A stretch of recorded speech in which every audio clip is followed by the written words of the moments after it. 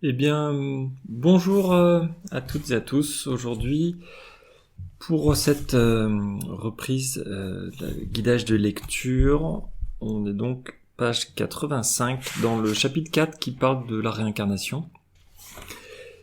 C'est vraiment le chapitre où Seth va présenter les bases de ce que c'est pour lui la réincarnation, comment ça fonctionne d'un point de vue psychologique, d'un point de vue temporel, les liens entre les différentes vies, et puis la structure générale. Il parlait la dernière fois de l'environnement au sens large, environnement étendu.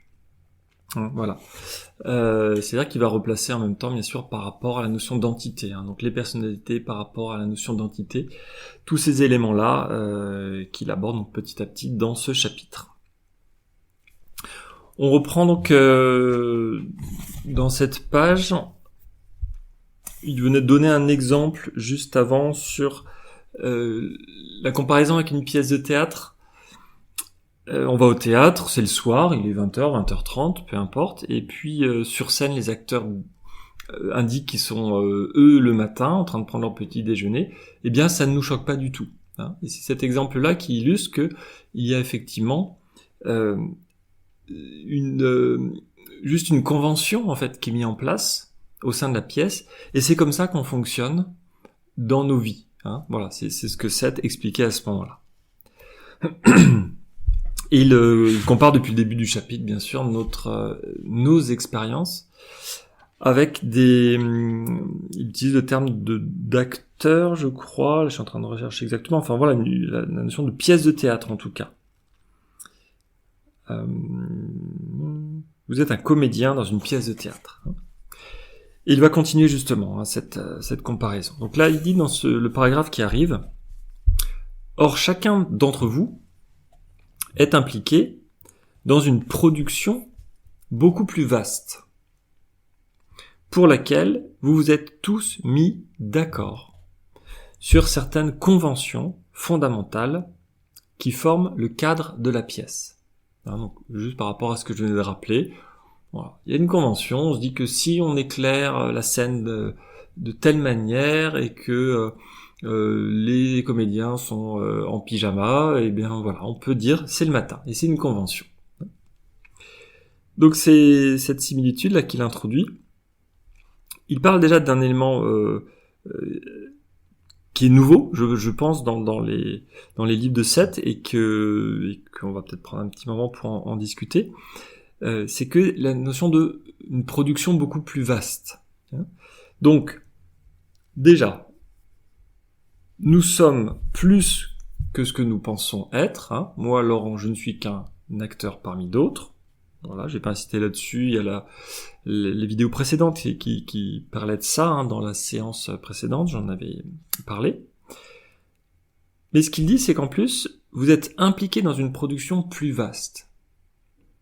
C'est-à-dire que le comédien, il ne joue pas tout seul. Un comédien, il a besoin d'autres personnes qui lui rendent la réplique, il a besoin de figurants peut-être derrière, il a besoin de créer tout le contexte. Et d'ailleurs, on peut se dire, oui, mais on a aussi besoin d'un éclairagiste, on a besoin de quelqu'un qui s'occupe peut-être du son, quelqu'un qui s'occupe du rideau, des personnes en coulisses, etc. Donc il y a la scène ce qu'on est en train de jouer, mais on s'est mis d'accord entre les acteurs. Et c'est pour moi ce qui est entendu là-dedans, la production beaucoup plus vaste. Puisque justement, on s'est tous mis d'accord sur certaines conventions. Donc, la vie qu'on peut avoir, ce qu'on en perçoit, la vie quotidienne, le quotidien, je sors dans la rue, je me promène, je vais travailler, je rentre, je prends le métro, je vais manger à midi, etc. C'est une succession de scènes différentes qui se succèdent dans la notion de temps, qui existe dans cette réalité physique. Mais tout ça est une série de conventions. Les conventions qu'il appelle fondamentales, qui est la base, le fondement, le fonctionnement de notre réalité physique. Et c'est donc, dit-il, le cadre de la pièce. C'est ce qui permet à la pièce de fonctionner. C'est ce qui permet à la pièce d'être crédible. C'est ce qui fait qu'on est dans notre rôle à fond. et qu'on s'immerge pleinement dans cette expérience-là. Selon ces conventions, dit-il, le temps est une série d'instants successifs.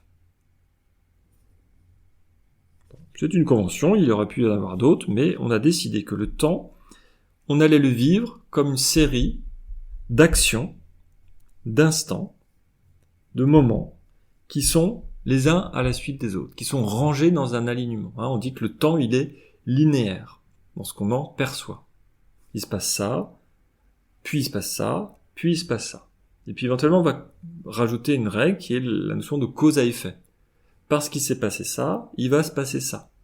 Et ensuite, du coup, il va se passer ça, etc., etc. C'est ça qui est construit finalement. Seth nous dit, ce n'est pas une règle universelle. Là, ce qu'il est en train de dire, c'est que c'est une convention. Oui, effectivement, c'est une convention, c'est une règle, ça fonctionne dans cette réalité physique. Aucun souci là-dessus. Mais c'est une des conventions possibles qui est utilisée dans la réalité au sens large. Dans la réalité physique que nous avons choisie sur Terre, dans notre fonctionnement, c'est comme ça que l'on va vivre les différents événements. En une succession. Donc grâce au temps. Le temps nous permet de comprendre les différents événements que nous vivons. Et sa phrase n'est pas terminée. Il met virgule, il existe un monde. Alors, non, excusez-moi, effectivement, c'est toute la liste des conventions qu'il est en train de citer. Donc la première de ces conventions, c'est que le temps est une série d'instants successifs. La seconde, c'est qu'il existe un monde objectif parfaitement indépendant de votre création. Mais s'il en parle à cet endroit-là, c'est donc pour dire, parce que ça nous semble une évidence comme ça, que ce n'est qu'une convention. Et encore à nouveau, on aurait pu créer une autre convention. Le monde, il existe, un monde objectif qui est indépendant de ce que l'on crée. Donc, dit autrement, oui, la réalité existe sans que j'ai besoin de faire quoi que ce soit. Le soleil se lève même si je n'y pense pas le matin. Ça fait partie donc d'un fonctionnement qui a été mis en place. Mais c'est-à-dire que peut-être inconsciemment, il y a quand même malgré tout le temps, quelque chose qui est présent en nous et qui fait que dans notre réalité, la manière dont on va vivre les choses, c'est parce qu'on sait que le soleil se lève, même si on n'y pense pas, qu'on va créer le matin. Et ça, c'était bien expliqué également dans les chapitres précédents, où Seth expliquait la manière dont on crée la réalité, notre réalité. Donc chacun crée sa propre version des mêmes faits. Donc dans ces conventions, il y a le temps et il y a un monde objectif qui est indépendant de notre création. Et de notre perception, création et perception. Les deux étaient reliés, je crois que c'était à la fin du chapitre 3 qu'il en parlait, il expliquait effectivement le lien entre les deux. Et une autre convention, c'est que vous êtes limité au corps physique que vous avez endossé. Tout comme vous êtes limité par le temps et l'espace. Donc, plusieurs conventions comme ça qui sont dressées, et ce chapitre, moi, il me semble vraiment important, parce que c'est là où Seth explique que, bon, vous créez plusieurs réalités, ok, vous avez plusieurs personnalités, ok, donc c'est la notion de réincarnation, on revient, donc il y a quelque chose qui existe que vous ne percevez pas forcément, qui est plus grand que vous, qui fait le lien entre ces différentes personnalités, ok, mais il y a un niveau encore plus large, puisque il faut un cadre à cet ensemble, et ce cadre-là, vous le fixez tous ensemble, en tout cas de manière plus vaste. Donc peut-être pas tous les êtres humains, mais en tout cas, dans ce que vous percevez, vous êtes mis au moins d'accord avec les personnes que vous allez rencontrer dans la journée, pour mettre en place ce cadre, et même si, effectivement, je pense qu'il y a une autre compréhension, c'est le cadre général, parce que là, il parle des conventions, du fonctionnement du monde physique. Et les règles du jeu, on les a créées avant de venir, a priori. C'est-à-dire qu'on va créer un univers, c'est comme si on créait un jeu de société, et ben on va écrire les règles avant d'y jouer. Alors on peut tester un peu, on dit, bah oui, si on teste telle règle, comment ça fonctionne. Et il y a un cadre avec certaines règles.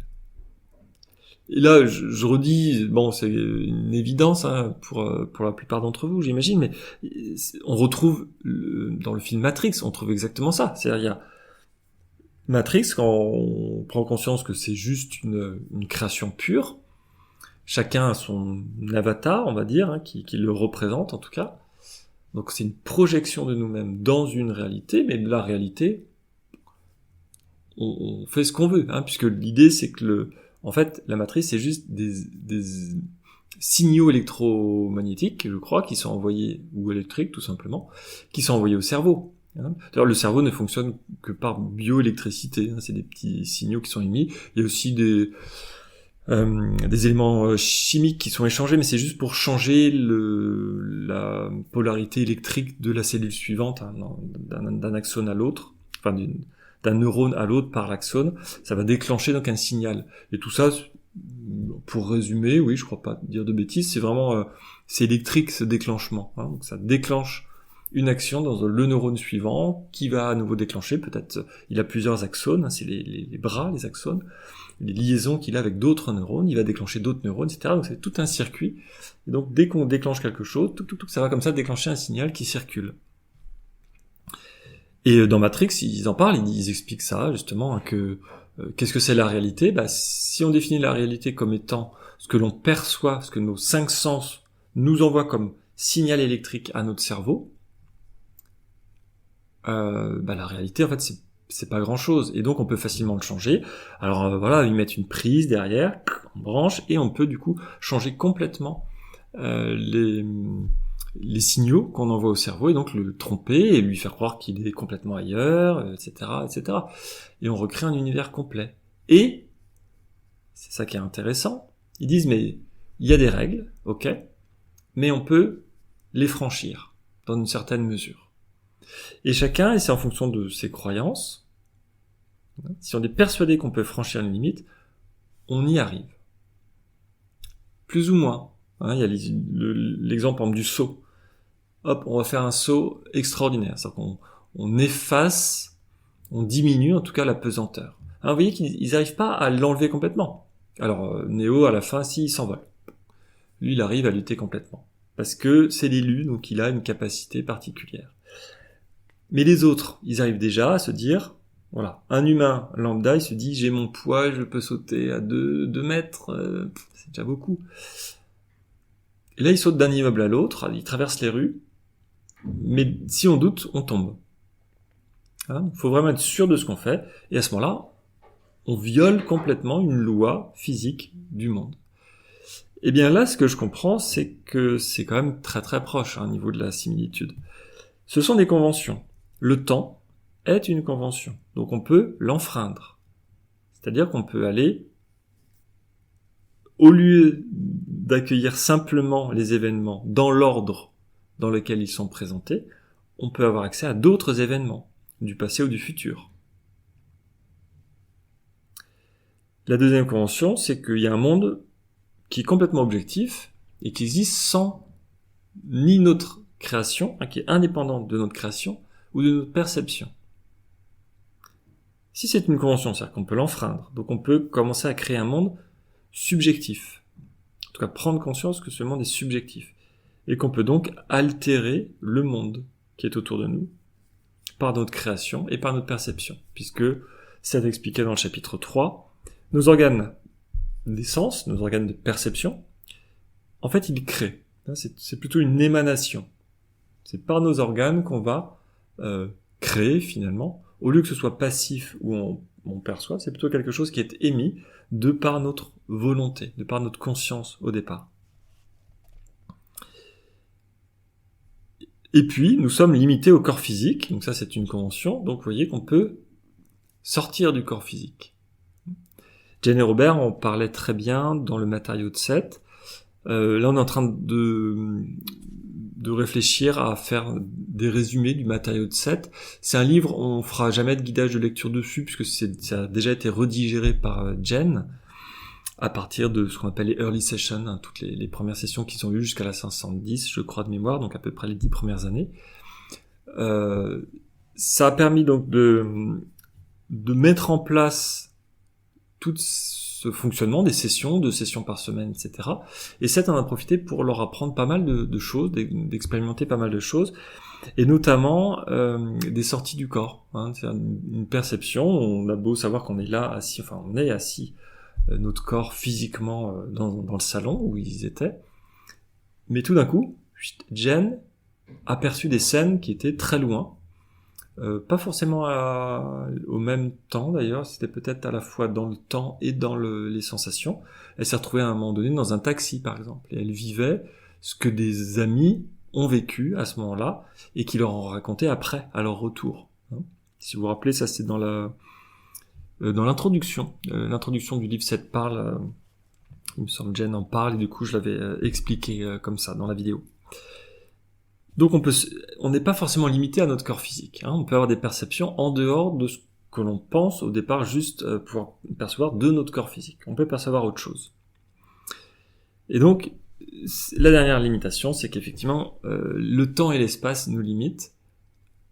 Eh bien non. Déjà, si on a compris comment fonctionne le temps, que c'est qu'une convention, si on a compris que le corps physique n'est qu'une convention, une interaction avec le monde physique, l'interaction principale qu'on en a, une sorte d'interface, quelque part, eh bien on peut tout à fait sortir de ces limites-là. Ça demande un entraînement, ça demande d'y croire beaucoup, ça demande beaucoup de choses qui ne sont pas dans le fonctionnement habituel, mais qu'on peut petit à petit installer à force d'exercice et de répétition. Donc ce paragraphe-là, Seth déjà suggère beaucoup de choses au-delà de la notion de réincarnation. Là, il présente aussi comment fonctionne le cadre global de la réalité physique. Le paragraphe suivant, Robert note qu'il est 21h35, donc ça fait un peu plus de 10 minutes depuis à peu près une page là, en 10 minutes de dictée. Seth nous dit « Vous vous êtes également mis d'accord sur l'idée que toute perception, que toute information doit provenir de vos sens physiques. Autrement dit, que toute information doit provenir du dehors et non du dedans. » Mais là aussi, c'est une convention. Vous vous êtes mis d'accord sur ce point-là. Donc là aussi, quelque chose qui nous paraît évident dans la vie de tous les jours, oui, ça nous paraît évident. Pourquoi ? Parce que nous explique Seth, finalement, c'est une convention, c'est quelque chose, ça fait partie des règles de base du jeu. Vous êtes dans un jeu de société, je sais pas, on joue aux dames, personne à un moment donné va vouloir enfreindre la loi ou aux échecs, tout d'un coup, le pion, on l'avance de 3 cases. Non, personne ne s'attend à ce que ça se passe comme ça. Que le roi tout d'un coup agisse comme la dame, il traverse le plateau, il va prendre un pion. Non. Et pour que le jeu fonctionne, il faut que les deux respectent les règles du jeu. S'il y en a un qui ne respecte pas, ça déséquilibre les chances.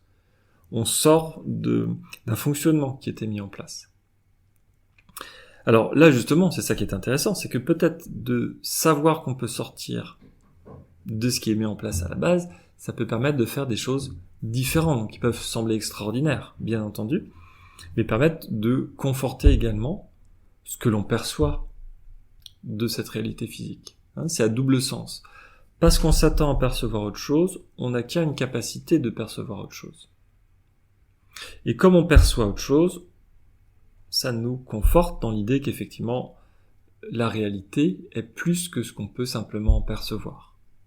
Les deux vont s'alimenter. Voilà, donc c'est une convention. Vous êtes mis d'accord. Ça veut dire que, de notre point de vue, effectivement, nous attendons que les informations viennent de l'extérieur. Il nous dit dans la phrase suivante, vous êtes donc obligé d'accorder toute votre attention à l'action qui se déroule dans cette pièce, la pièce de théâtre.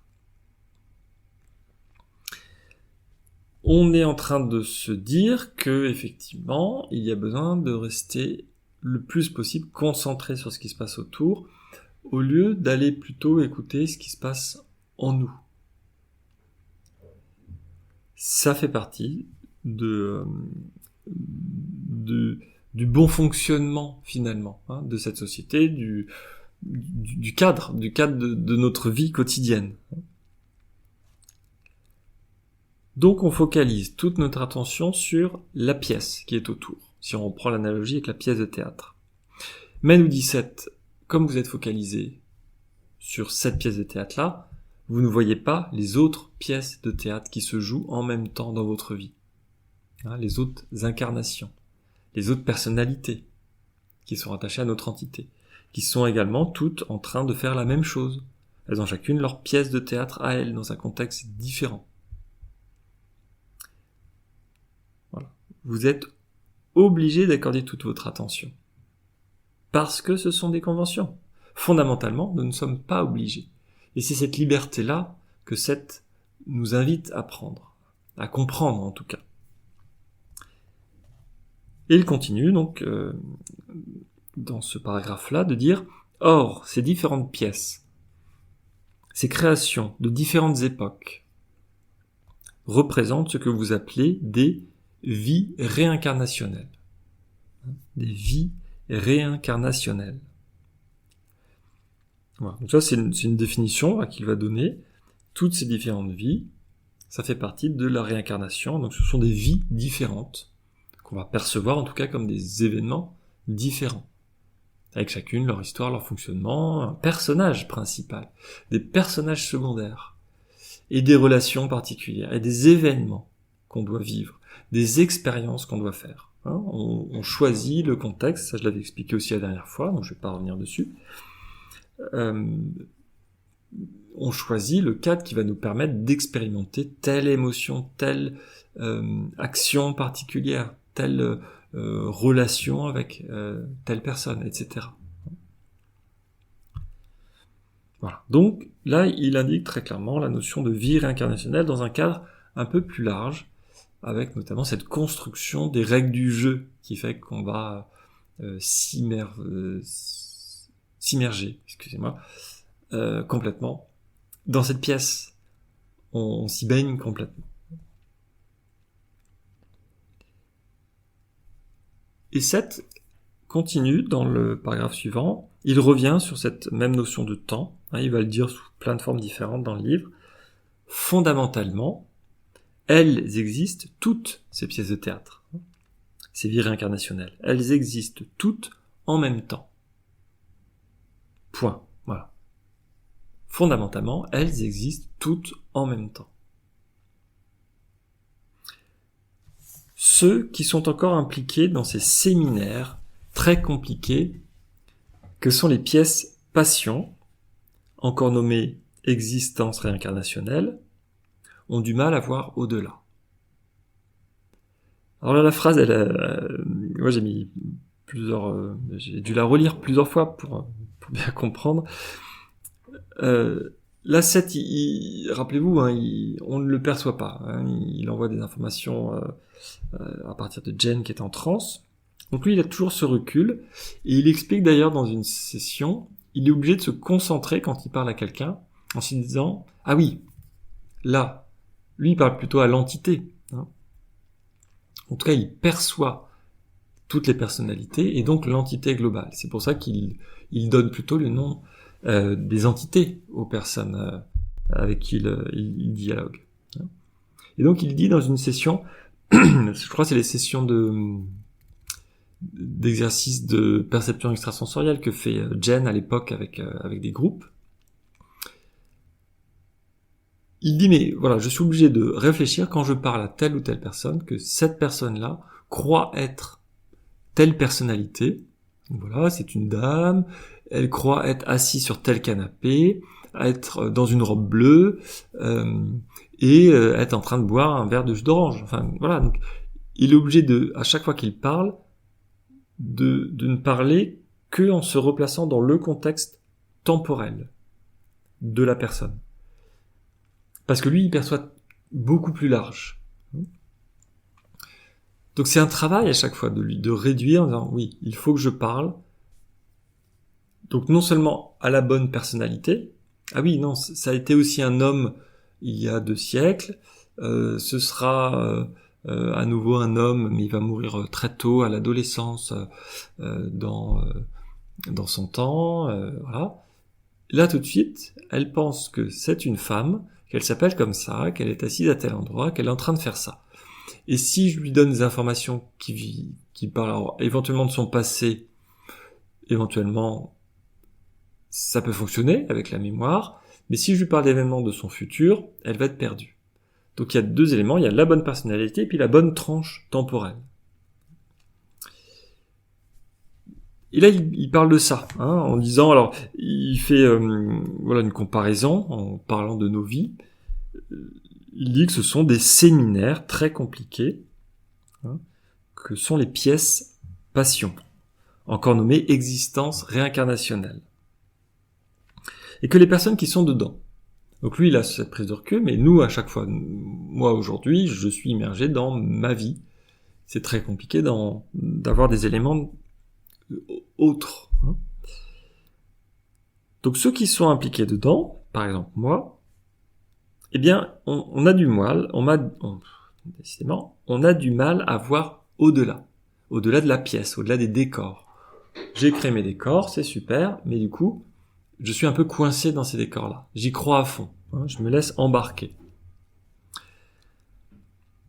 Donc voilà, ceux qui sont encore impliqués dans ces séminaires très compliqués que sont les pièces passion, nos vies, ce qu'on est en train de vivre, et on est attaché parce que justement on vit plein de choses on est attaché à tel objet, à telle personne, à telle relation, je vais faire ça demain, voilà, on est dans cette émotion-là, dans cette passion-là, et on entretient ça, et donc, eh bien, on y tient beaucoup, on croit que ce qu'on est en train de vivre est assez extraordinaire, et ça l'est dans le cadre relatif de ce qu'on est en train de vivre.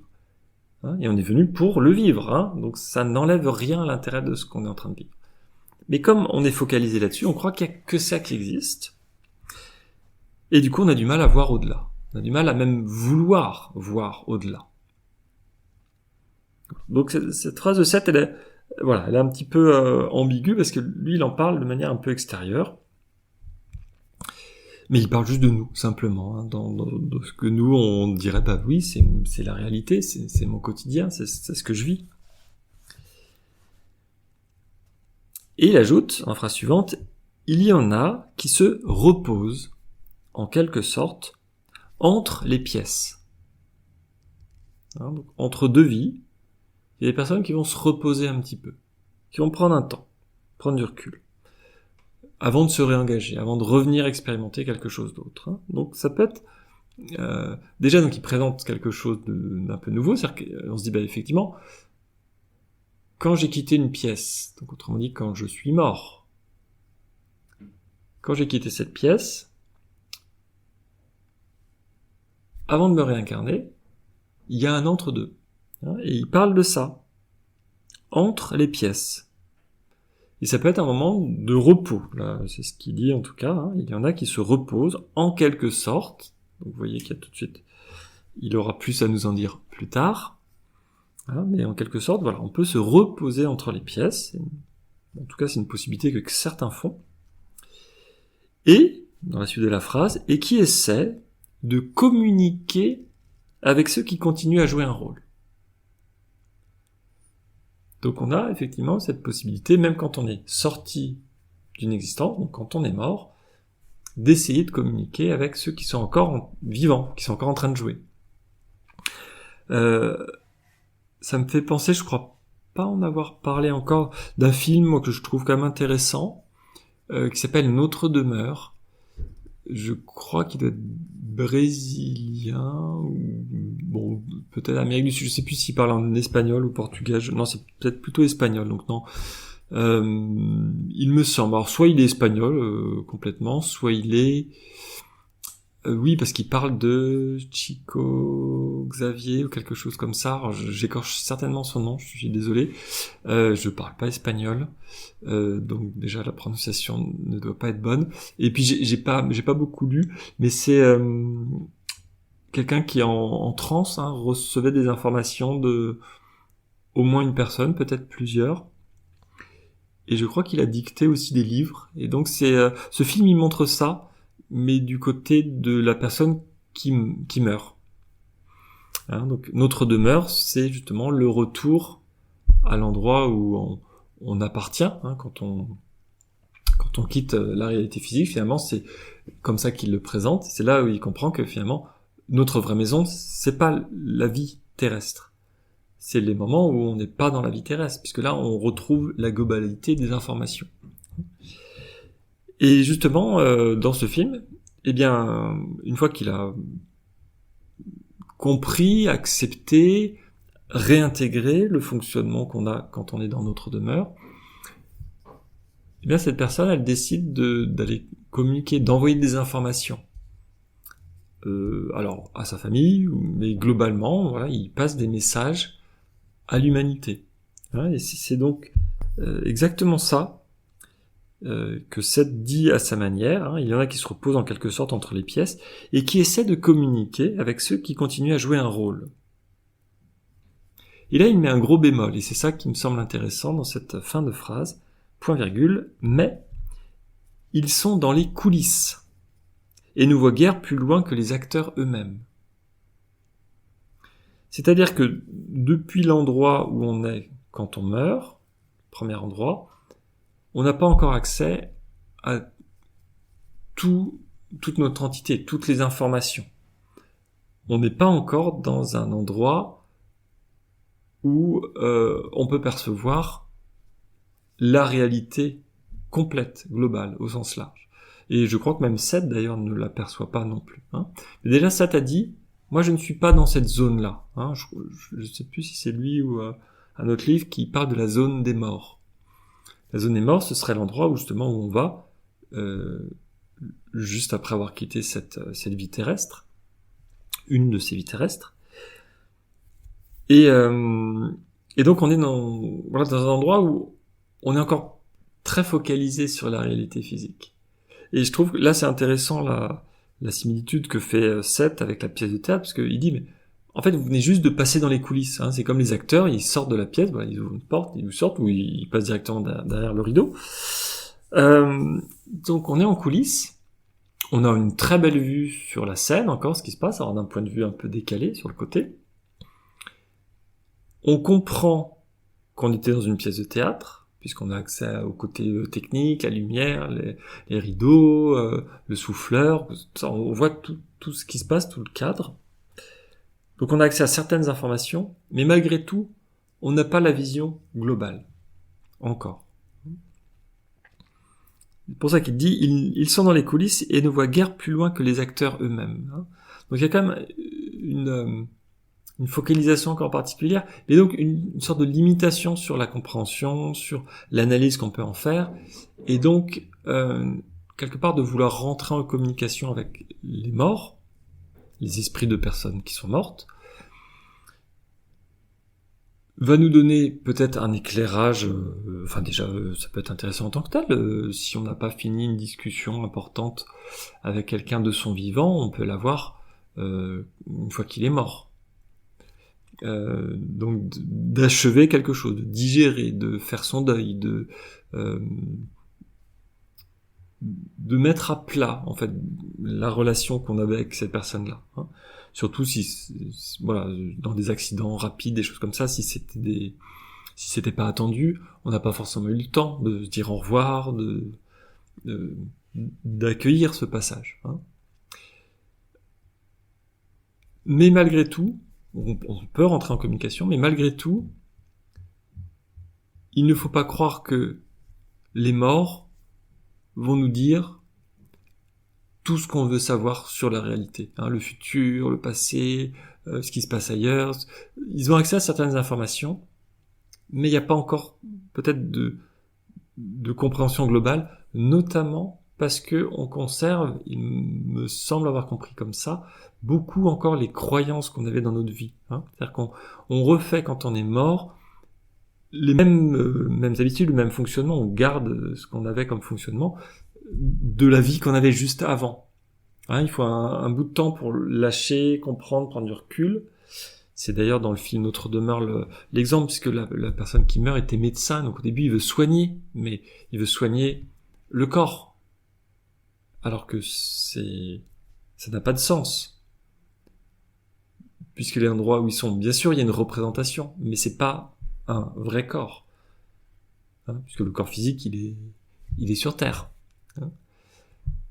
Donc il apprend ça, en fait, à soigner d'une autre manière, soigner l'âme, soigner l'esprit, soigner ce qu'il en reste, différemment. Et donc, c'est toute cette digestion-là qu'il fait petit à petit, de se dire, mais finalement, j'avais beaucoup de croyances, et que tout ça, ces croyances-là, il faut les lâcher, à un moment donné.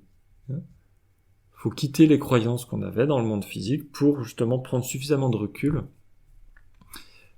Et c'est là, petit à petit, peut-être à force de vie réincarnationnelle, alors, c'est là aussi, c'est le moment où on va se dire, en prenant du recul, ah mais oui, j'ai pas encore compris ça, donc je voudrais expérimenter. Voilà, j'en sais rien. J'ai vécu beaucoup de vie d'homme, je voudrais vivre une vie de femme parce que j'ai jamais été enceinte, j'ai jamais fait d'enfant. Je voudrais voir ce que c'est d'être mère. Voilà, ça doit être génial. J'ai quand même envie d'expérimenter ça. Bon bah, ok, donc je vais revenir. Ok. Et c'est là où on commence à dire bon bah ok, mais avec qui, dans quel contexte? Est-ce que je veux que ce soit une grossesse joyeuse avec une vie de famille épanouie, ou bien au contraire non, je vais être plutôt dans des conditions compliquées, on aura du mal à manger, je vais avoir beaucoup d'enfants, mais ça va être plusieurs hommes, enfin voilà, chaque enfant aura son père, différent. Voilà, c'est là où on choisit un peu l'histoire, la trame qu'on va mettre en place. Et après, on se lance, et là, on vit, et c'est pas forcément exactement ce qu'on avait prévu, ce qui va se passer. Mais en tout cas, il y a une expérience qui s'organise. Et c'est après avoir pris ce temps de recul. Donc il y a un temps de maturation, de ce que je comprends en tout cas, quand on arrive dans cette zone des morts. Et donc il reste quand même focalisé, ce que dit Seth. Il reste très très focalisé sur la pièce. Je vais faire peut-être une première pause, voilà, dans cette séance. Ça vous laisse le temps de digérer un petit peu peut-être ce que je viens de dire. N'hésitez pas à mettre des commentaires s'il y a des choses qui vous dérangent, qui vous choquent, s'il y a des questions qui viennent, si au contraire vous avez envie d'aborder plus précisément un thème ou un autre. Moi j'essaie de parler principalement du livre 7 parle, mais des fois j'ai des éléments qui viennent d'autres livres. Alors comme c'est pas préparé, vous le voyez, j'ai pas les références exactes, donc j'ai des fois ma mémoire qui m'aide, et puis des fois je sais plus exactement la source, donc quand je peux retrouver facilement, c'est-à-dire que je vais pas prendre des journées entières avant de publier, l'idée c'est quand même d'essayer si possible de mettre au moins une vidéo par semaine, dans les semaines où j'ai rien d'extraordinaire dans ma vie. Voilà, je passe pas non plus des journées à rechercher, à redocumenter une vidéo qu'au départ je voulais la plus transparente et simple possible, on va dire, directe. Mais en tout cas, j'essaie de compléter. Mais voilà, si ça vous appelle des questions, si vous avez envie de creuser un sujet, n'hésitez pas à poster. Aussi pour une autre raison, c'est que si on voit qu'il y a des questions particulières sur un thème, par exemple, on est en train de réfléchir à ça avec ma compagne, on va certainement, justement, nous, aller chercher des informations autour d'un thème particulier qui peut vous sembler intéressant. Et là, on va chercher dans d'autres livres, les autres livres de Seth, peut-être même d'autres auteurs, ce qui nous semble intéressant, pour compléter et faire une vidéo sur un sujet, en citant à chaque fois, voilà, tel auteur nous dit ça, tel endroit, il y a ça, etc. Et pour essayer de croiser un peu ces informations pour en trouver ce qui serait le message un peu universel, le message de fond qu'il y aurait derrière. Voilà en tout cas pour ces indications. On se retrouve donc tout de suite dans la vidéo suivante. À tout de suite.